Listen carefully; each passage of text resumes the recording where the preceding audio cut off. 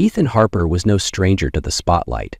People like to call him one of America's most eligible single dads. CEO of Harper Industries, owner of a vast fortune, gracing magazine covers in tailored suits with that half-given, half-charming smile. But what no headline ever said was that Ethan had never truly known if anyone could love him, just him, not the balance in his accounts or the shiny Harper name.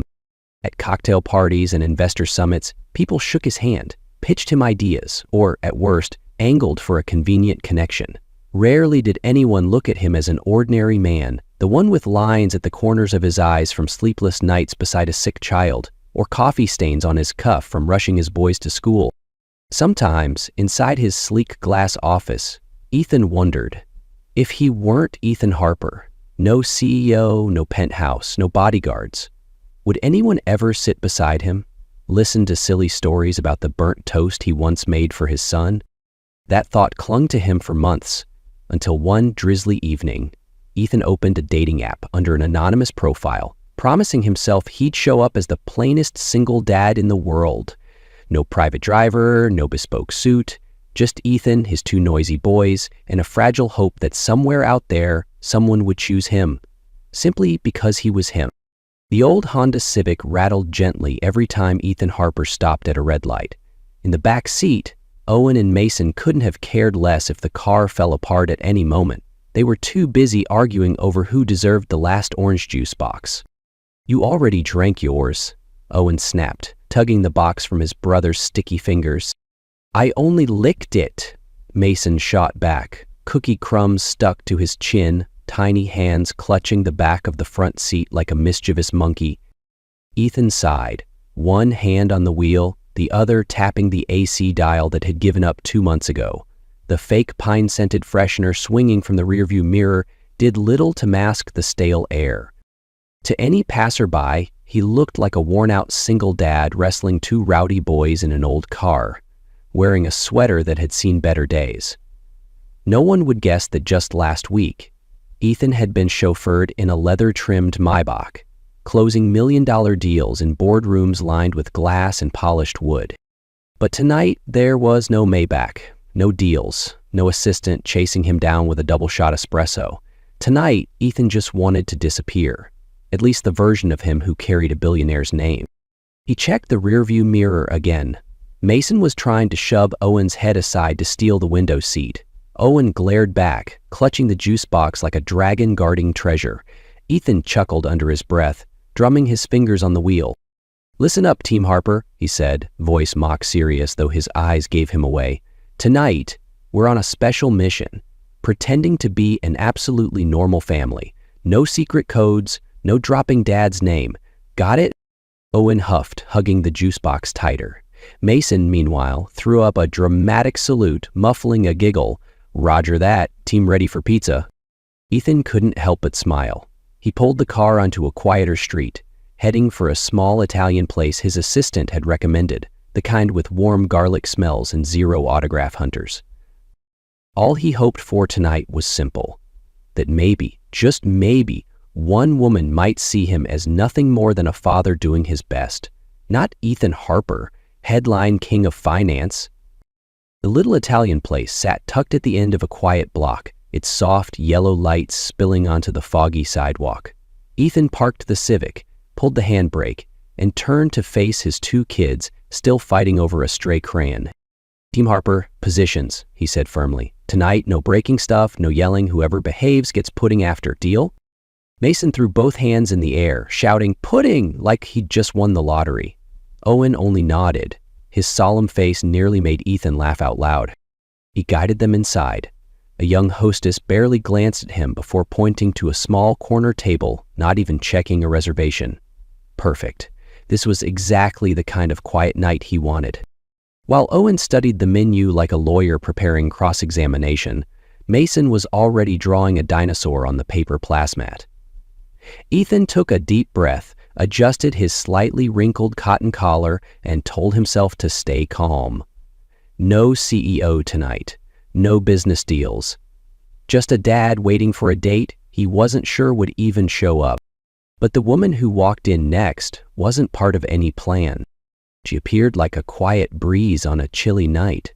A worn denim jacket, a simple floral dress, shoulder-length hair falling softly over her cheeks. Chloe Miller paused by the entrance, scanning the crowded tables with a tiny frown. One hand clutched a canvas tote, the other hovered over her phone screen, half reading old messages. She didn't look like the women Ethan usually met. No heavy makeup, no tight sequin dresses, no eyes calculating his worth. Instead, her face carried a gentle tiredness, the kind you get after too many first dates that turn out to be the last. Her eyes searched the room and landed, unluckily, or maybe luckily, on his table. Chloe hesitated but walked over anyway, offering a shy smile. "Sorry I'm late," she said softly, clear but hesitant, and settled into the chair across from Ethan. Ethan nearly corrected her. He should have said, "I'm sorry, you've got the wrong table." But the way she looked at his kids and the fragile hope in her eyes, he couldn't bring himself to shatter that. "No worries, we just got here," he said instead, suppressing the quiet thrill in his chest. Mason perked up. "Are you the macaroni lady?" Chloe blinked. "I'm the what?" Owen kicked his brother under the table. Ethan forced a quick laugh. "Ignore him. He's obsessed with macaroni, long story." Chloe let out a genuine laugh. Light, unpolished, entirely real. For a second, Ethan felt something inside him unlock. A mistaken table, an unplanned laugh, and deep down he knew trouble had just begun. If anyone asked Ethan Harper how that dinner started out so ordinary, he'd probably laugh and admit nothing about it was ordinary. No sane man would just sit there while a complete stranger mistook his table and then settled in like she'd known him and his kids for years. Chloe sat across from him, leaning in to help Mason fold a napkin into a pirate hat. Owen kept up his stern act but kept sneaking glances at Chloe, as if double-checking she was truly safe to have around. Garlic bread arrived first.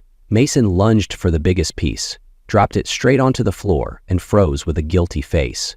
Chloe only chuckled, bent down to pick it up and handed him a fresh piece, whispering, "Heroes don't quit over one lost breadstick, right?"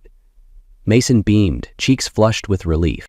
Across the table, Ethan watched them, a weight lifting off his chest. For years, dinner for him had meant business deals, overpriced wine, and polite but calculated smiles. But tonight, he had a messy table, a kid smudged with garlic butter, and a woman laughing without pretending. They ordered simple, pizza, pasta, and the promised pudding reward. Chloe told funny stories about her job at the library, about kids hiding candy in dusty shelves.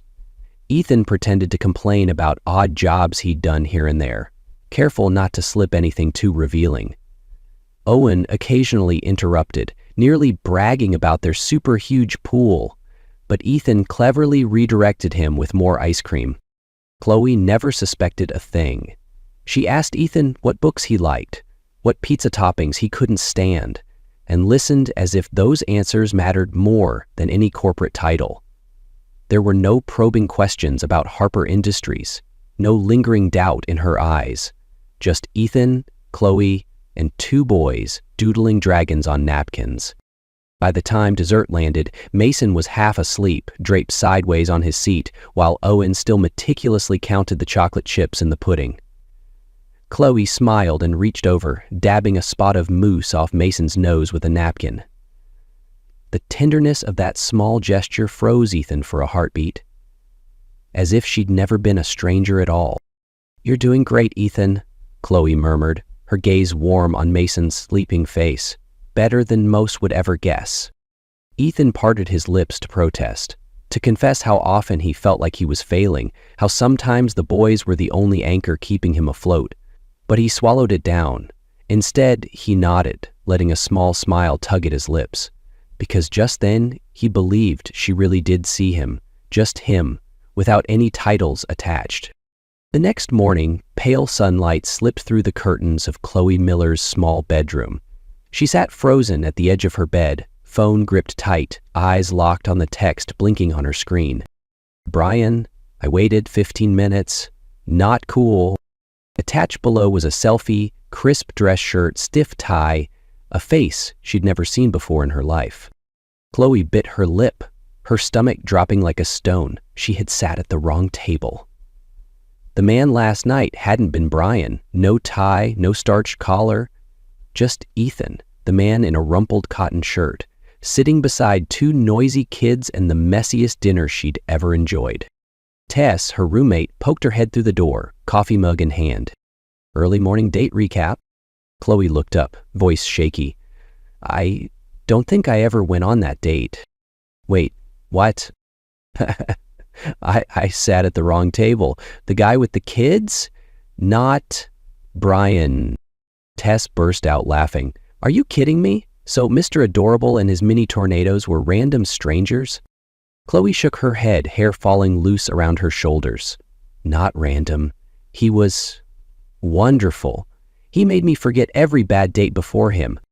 She sank to the floor, hugging her knees, Mason's giggles echoing in her ears, Owen's solemn little frown, and Ethan's warm eyes that lingered like a promise. Meanwhile, at the top floor of a glass tower, Ethan Harper sat behind his polished desk, suit, laptop, financial reports, everything where it belonged. Except his mind, which wandered back to a messy table and a woman's unfiltered laugh. Laurel, his longtime assistant, slipped in and set a tablet in front of him.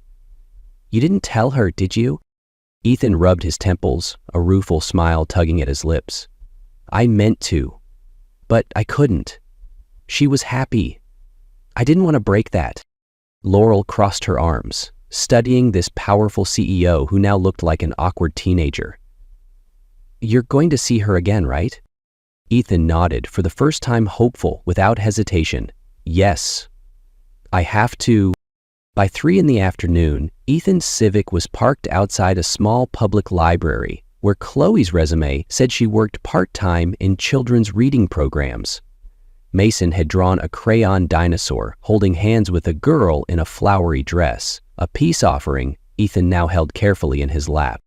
The glass doors swung open.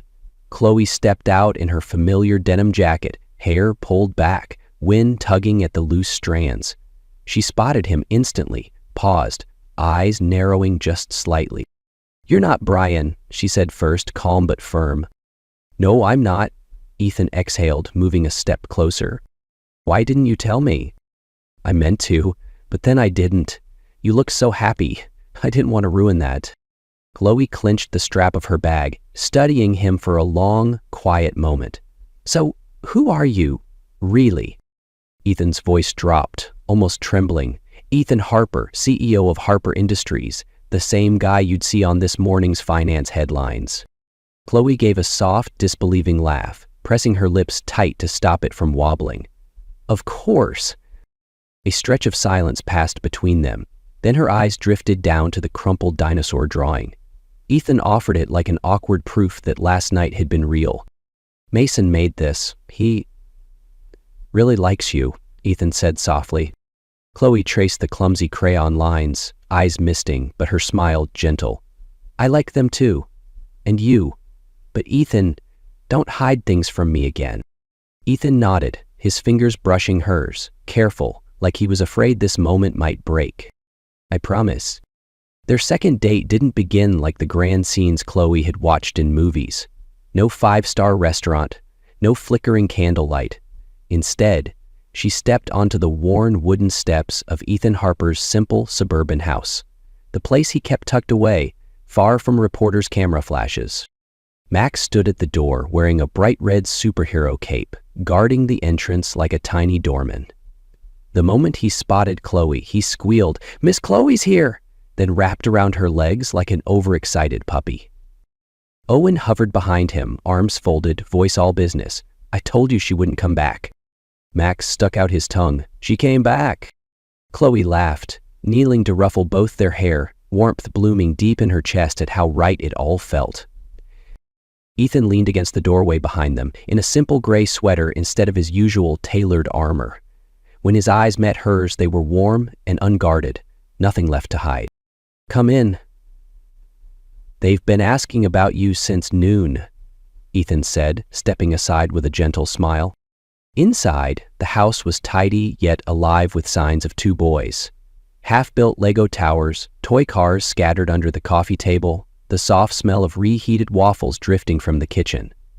Chloe looked around, half in disbelief that this was the same man featured in sharp suits on financial magazine covers who now did laundry and coaxed kids to eat vegetables. "You bake waffles?" Chloe teased, eyeing the slightly burnt batch on a plate. Ethan rubbed the back of his neck, sheepish. "Reheat them, badly. Eat at your own risk." Dinner was nothing fancy. Grilled cheese sandwiches sliced diagonally just as Max insisted. No wine, just laughter from two kids and Chloe's silly stories about mischief in library aisles. Across from her, Ethan couldn't help watching her, his gaze lingering longer than polite conversation required. After dinner, Max tugged Chloe to the living room to play a board game. Owen reluctantly joined, correcting rules like a mini lawyer.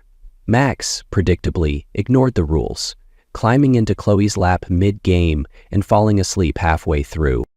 Ethan sat nearby, chin in his palm, soaking in the scene before him, as if afraid a single blink would dissolve it all. When the game ended, Owen rubbed his eyes, mumbling about bedtime.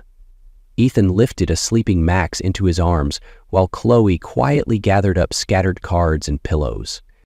They paused together at the front door, warm lamplight pooling around them. Ethan looked at her, really looked, then murmured, "More honest than any business interview ever dared show.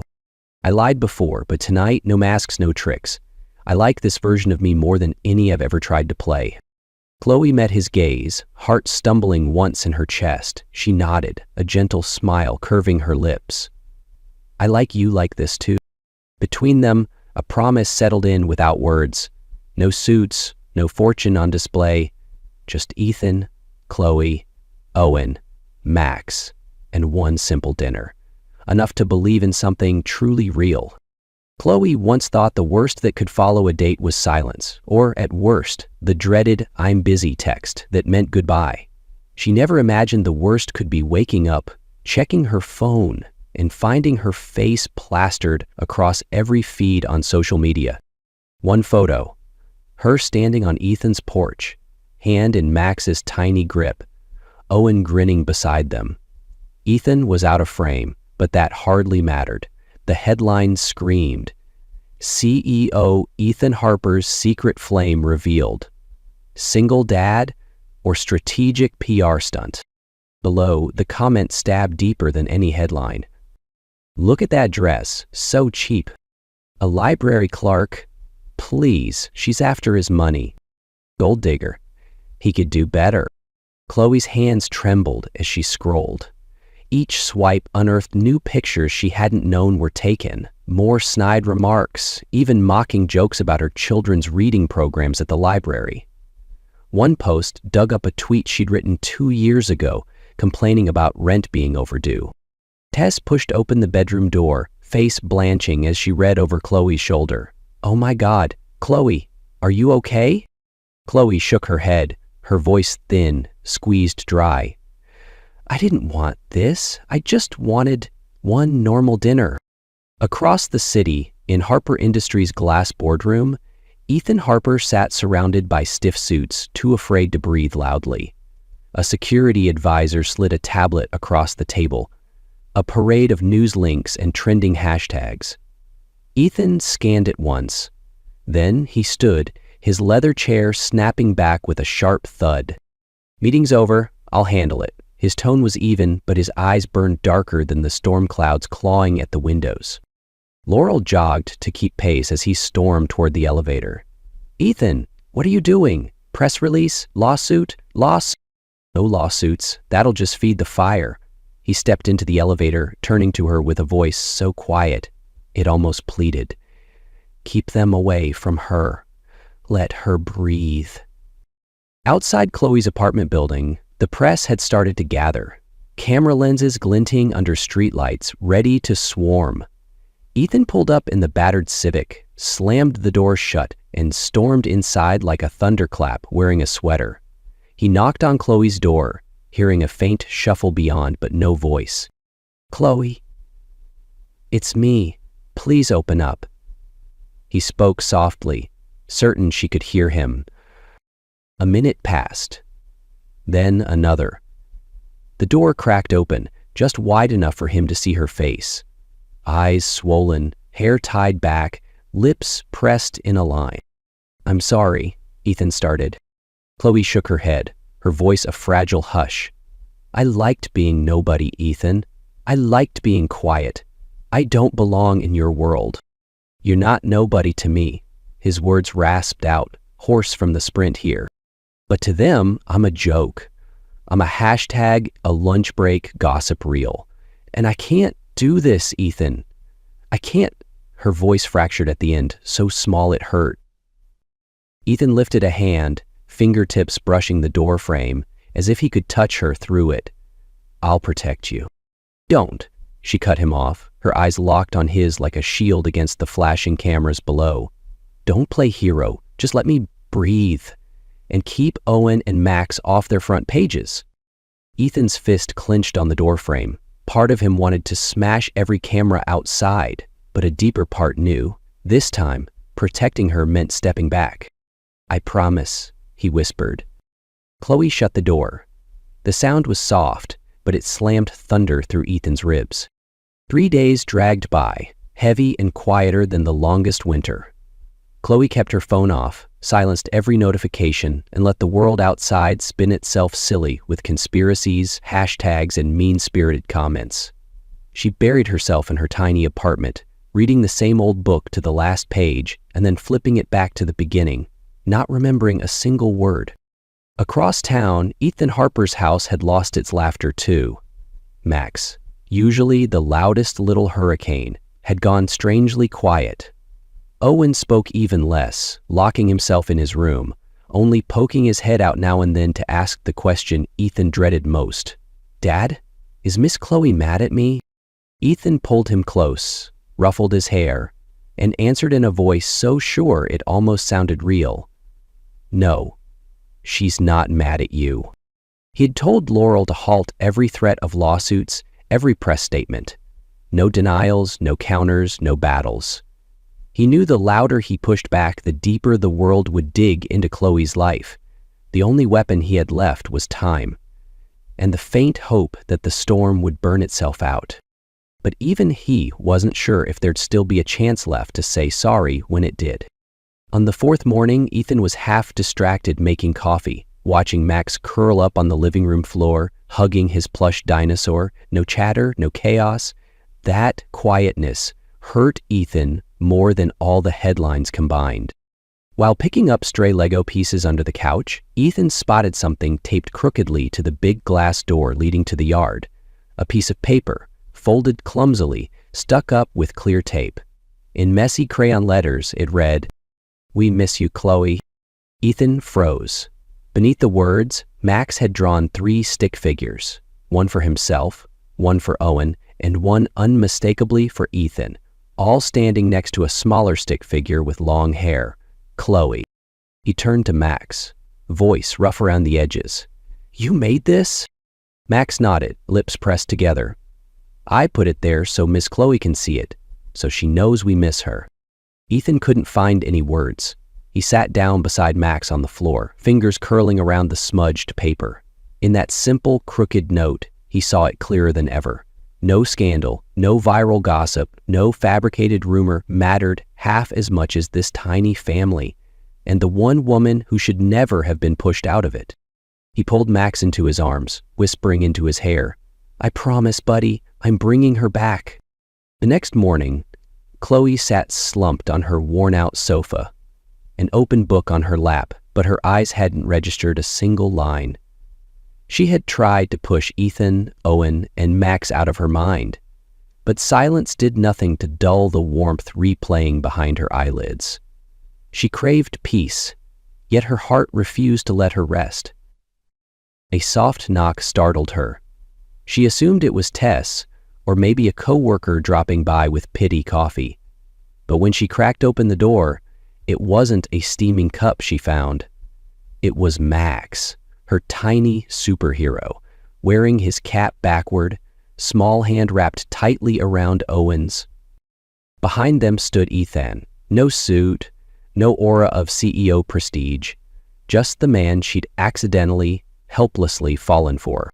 Max gazed up at her, big eyes shimmering with hope.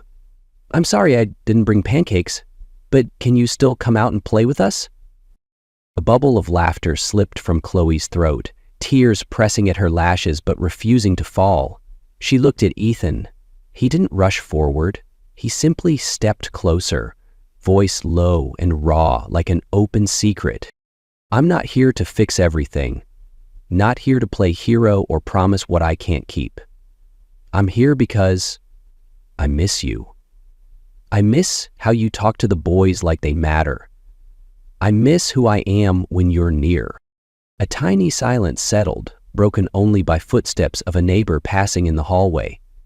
Chloe glanced down at Max, patiently waiting for her answer.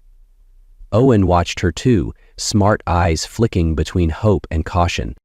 She sniffled, then let out the first real smile she'd worn in days. She pulled the door open wider, voice trembling. "Come in. No pancakes today, but burnt sandwiches will do." That whole afternoon, the four of them squeezed into Chloe's small living room. They played Uno. Max cheated shamelessly. Owen complained like a junior lawyer, and Ethan just leaned against the wall, soaking up the sound of the three people who mattered most in his world, laughing together. Chloe never realized simple happiness could feel so priceless.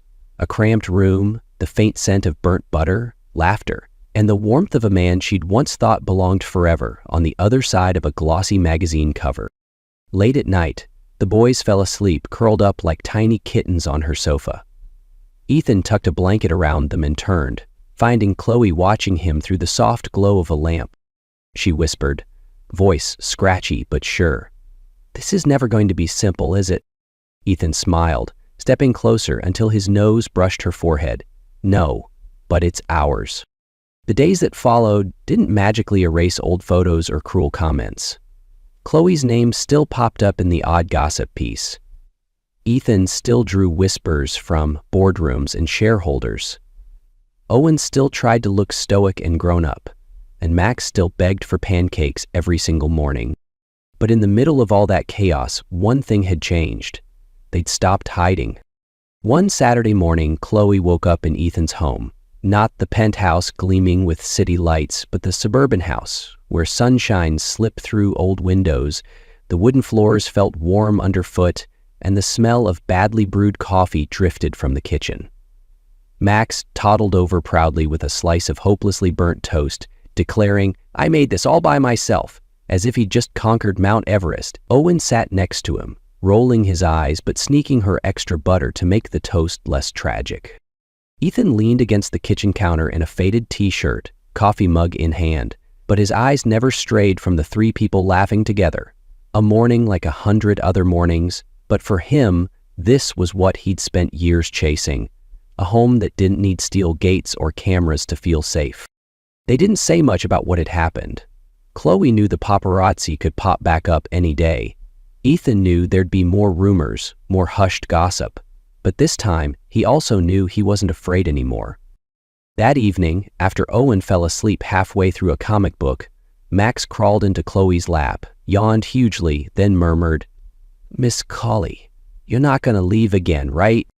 Chloe laughed softly, hugging him close, her eyes drifting to Ethan standing by the doorway, watching them both. "Nope, kiddo, I'm staying right here, even if it means burnt sandwiches forever." Ethan crossed the room, bent down, and pressed a gentle kiss to her forehead, his voice warm as sunrise. "Not perfect, not easy, but it's ours." Chloe looked up at him and smiled. Outside, the world might still buzz and pry and whisper, but inside this small house, all they heard was the soft breathing of sleeping boys, the quiet ripple of shared laughter, and two hearts no longer afraid of being seen because they'd finally found each other. 1 year later, the tabloids had long since moved on, leaving behind four people who found peace and laughter under one roof. Ethan Harper, once so guarded, now proudly held Chloe's hand at a charity gala. He didn't flinch at the flashing cameras. Instead, he smiled wide and said, "This is her, the woman I love, the one who makes my life truly mine. Chloe still worked at the library. Every evening, she'd spot Ethan parked under the big old tree, Civic waiting, Max hugging his stuffed dinosaur, Owen clutching his math homework for her to check before they all headed home to eat sandwiches, still a bit burnt but loved all the same. One crisp autumn afternoon, Ethan set up a picnic in their backyard. No fancy spread, just a checkered blanket, some cookies Max had smuggled out, and a handful of wildflowers Owen quietly picked by the fence. Amid their laughter, Ethan dropped to one knee, eyes never leaving Chloe's stunned face. It took me years to learn what peace feels like, and I know now it started the moment you sat at the wrong table. Will you marry me, Chloe? Before Chloe could even nod, Max tackled her in a squeal. Say yes, I want to call you Mom, Chloe. Owen, standing close by, didn't speak, but nodded firmly, a silent vow in his serious eyes. They married by the ocean on a clear, endless, gruel day. Nothing extravagant. A handful of friends, a few colleagues, a couple of kind neighbors. Chloe walked down the sand in a simple white dress, smile bright as the morning sun. Ethan squeezed her hand, whispering, I can't promise it'll always be easy, but I promise to love you, even when the sandwiches are burnt to ashes. Laughter, the hush of waves, and their quiet vows drifted into the gentle sea breeze. 3 years later, mornings in their cozy kitchen were still noisy, but now, besides the two loyal musketeers Max and Owen, there was a new princess, Emma Harper, a curly-haired little mischief who tugged at Chloe's apron begging for pancakes. Chloe scooped Emma up, spinning her in a happy twirl as sunlight poured in. Ethan stepped in, wrapping his arms around his whole family, eyes shining with a happiness he never needed to hide again. He knew the world outside would always chatter, but here, in this embrace, he had everything: love, peace, and a true family, all born from one mistaken table and meant to last forever.